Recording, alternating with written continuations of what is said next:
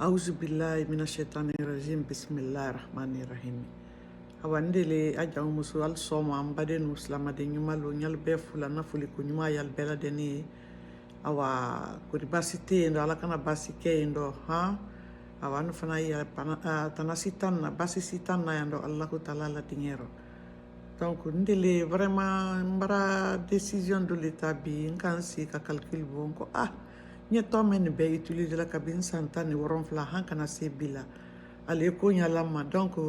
mbara calcul bon ko nko nyabla réseaux sociaux kan parce que ba fo ko nye mo kle makara nyala ça prendra beaucoup de temps mais ba fo réseaux sociaux kan kabla awa na min sera na men kama fele ni min sera utiliser la dit c'est ka utiliser parce que aka kole nyande ma kan ne ma demande hansini nyaka mabla de wonde no ambe karanala. Donc alba ma fele ali al den makara nyala anye bitile mendo tile nyumate awa ala man kandara kan haminu yara kan ba kondo filikuna kondo filida bela denindo. Donc nyole do partager la ni akasia mente sa beke la kelendi mais adamena meni somada jona ni na nye 3h du matin 2h du matin de routine suba d'outala 2h du matin. Donc faut nye doni fo kabla sa mbade mal dama fele ka utiliser kanyi akanyi ibat ke toni luka ibake ala toni luka ete malo ete kondofili ete ila kono rofili bi so rekoro yinya ben Allahu taala ma solution na to ko fa te presela Allah akbar awa Allah akbar akako siama ni nyande umusuma Allah akbar. Donc ni woduli fola nyeti fingbelenete alalda ja ka kafu altaluka talo beka dulo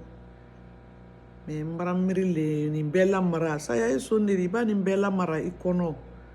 iba sa ina bediwa.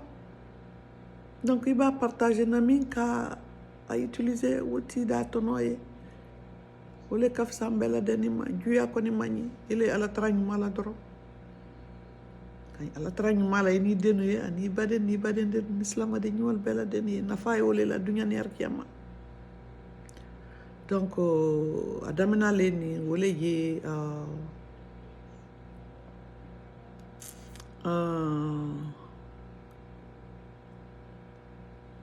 todibi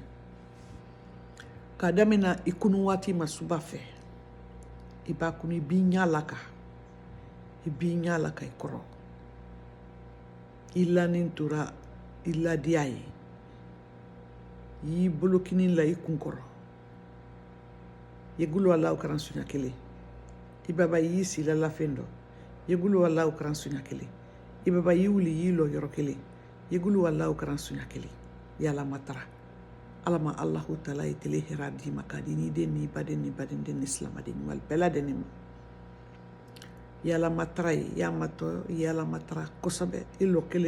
dia kele muroi ibaba idiwa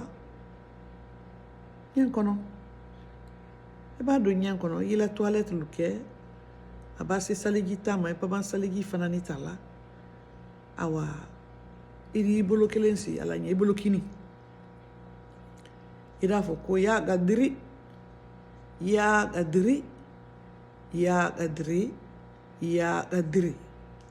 sunyanane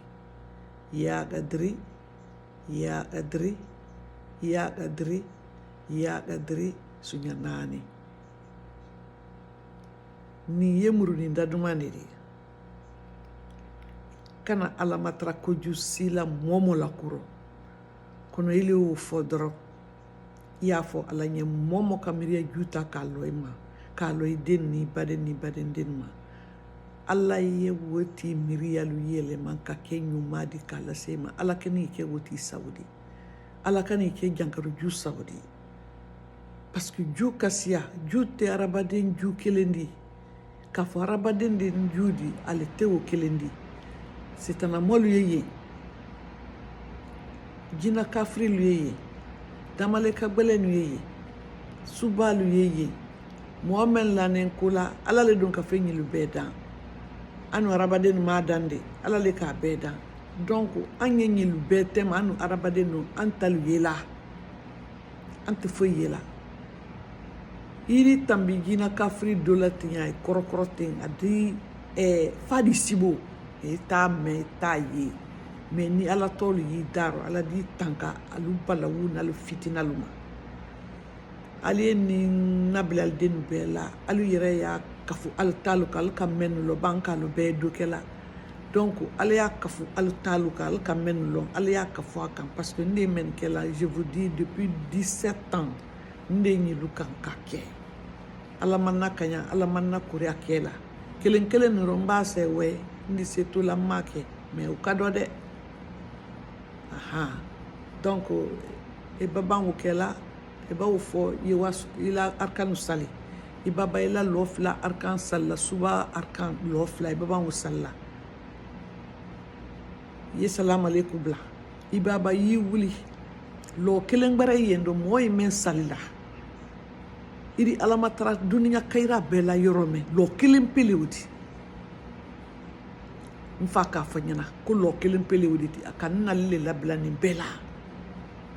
nalu kanu fana na bilala donc depuis ne kal makaranya la hakana se bila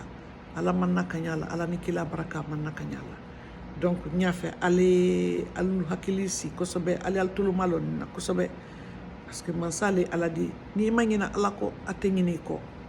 ni makanya adu ba ala matra ko ala kini kanya atin itena kanyala ida kele de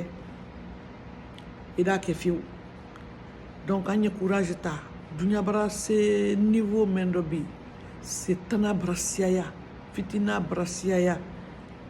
ada baden yo kolu kela lebi alte kosrona akero yere c'est-à-dire abrake kodi komen fany ala litra sa ala damma deme awaka anya bosla kurun kan kamadu sla nyumaluka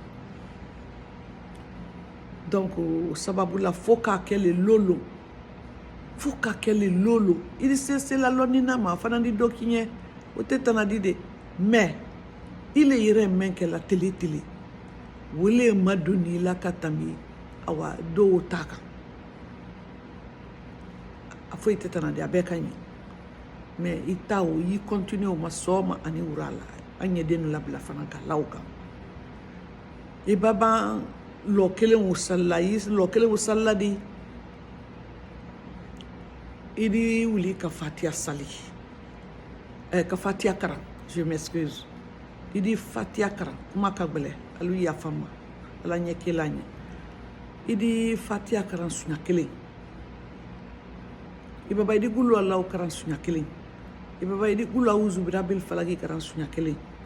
ibaba idi gulu auzu birabil nasi karam sunya kelen idi birin idi lawuli idi sujudu be idi lawuli kisi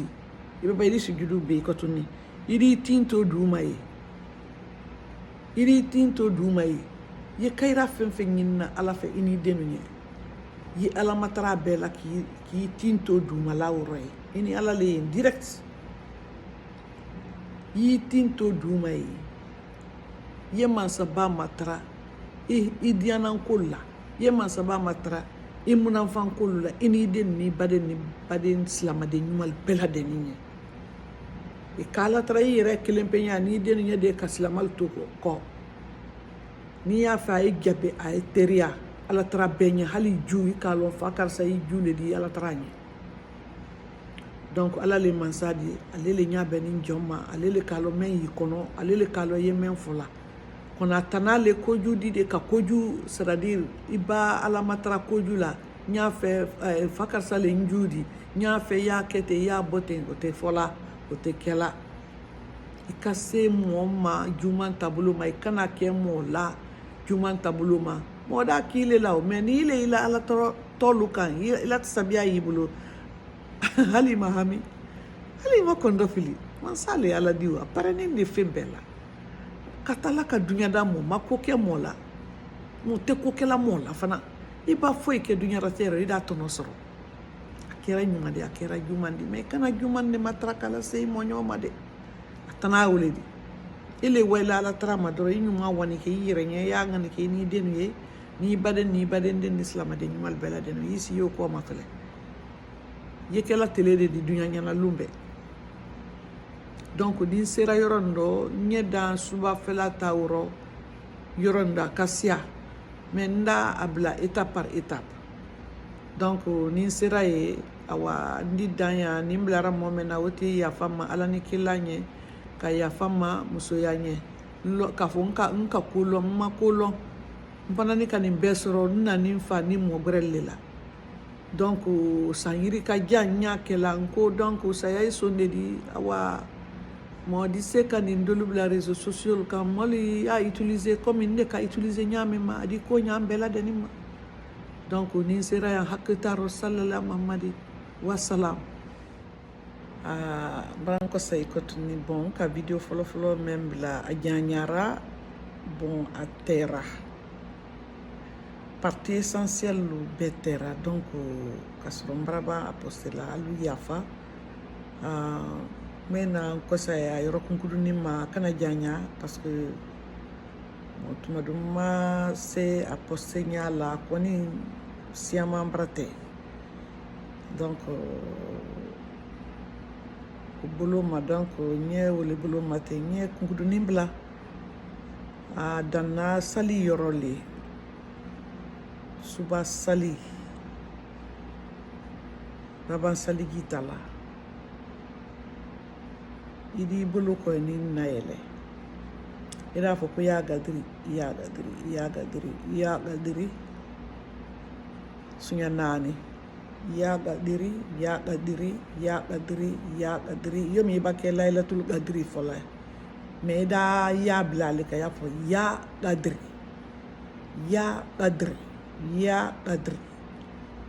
qadri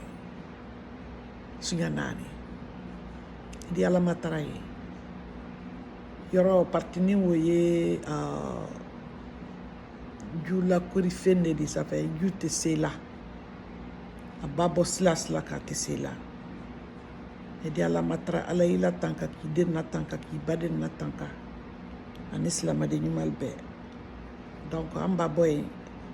idi wasaldia iba wasali di la suba arkam flasali iba basali lo flaw salla idi wuli fanani yala matra ila khaira fen na lo ila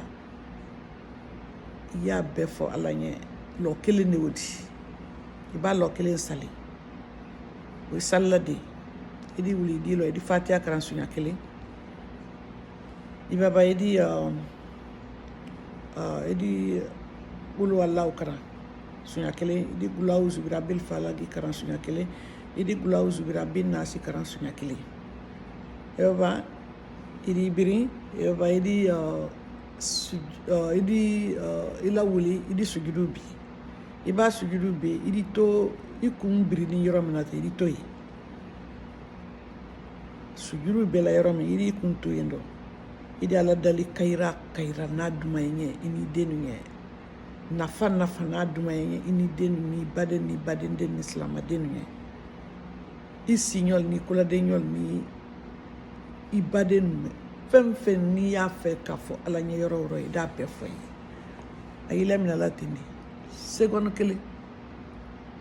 tekrobola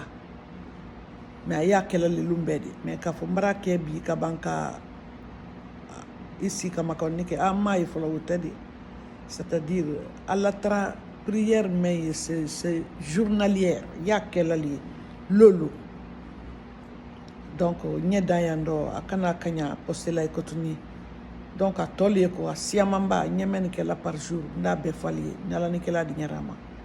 ala ma nyenyo famo ala ma ala utiliser ala mara kunte quoi